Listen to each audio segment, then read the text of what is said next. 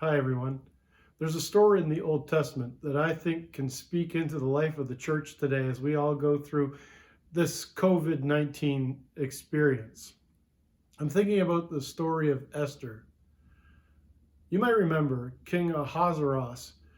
He had a falling out with his first wife, and all his good court set out to find him a new wife.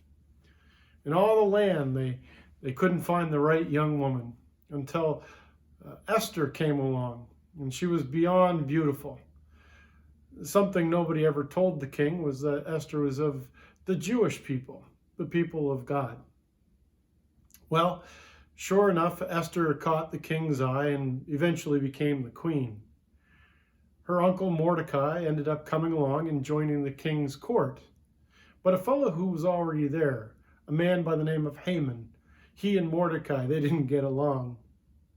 Well, eventually, Haman, who was high up in the government, devised a plan in which he would destroy all the Jews, and in so doing, get rid of Mordecai. He sold the king on the plan, and it was set into law. Mordecai and all the Jewish people heard about the law, and they set into a time of grieving, a time of distress.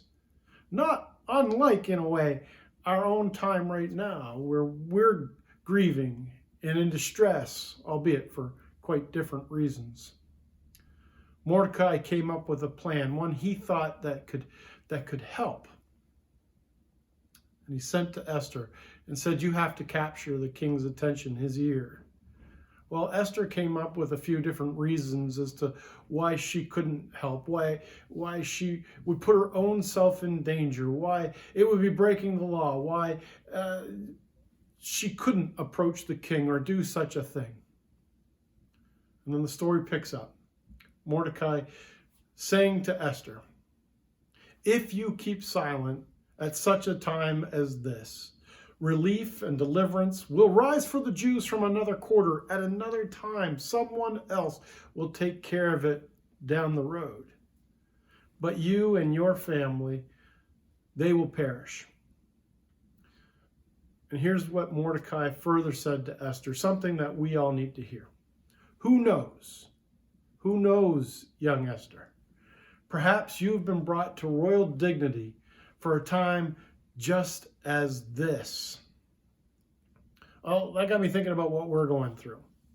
I want to tell you that this is just another one of those times. It's a time when there's distress and discourse and confusion and hurt in the land. And Christ's people are called to the same witness and mission that the people of God have always been called to. We're called to be the voice and the hands of Jesus Christ. And so today, I want to challenge each and every one of you, all of us who are part of the church, to figure out how it is that God has so equipped and positioned you for this time. What gifts do you have to bring? What talents do you have to share? What is it that you could do for your neighbor, for your community, even at a time such as this?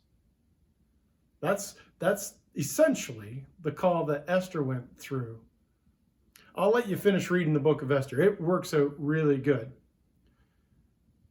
And I hope that our story works out really good as well, that there's a happy ending. One in which the people of Christ mobilize, each one of us individually and collectively, with the gifts that God has each given us and prepared us for these days.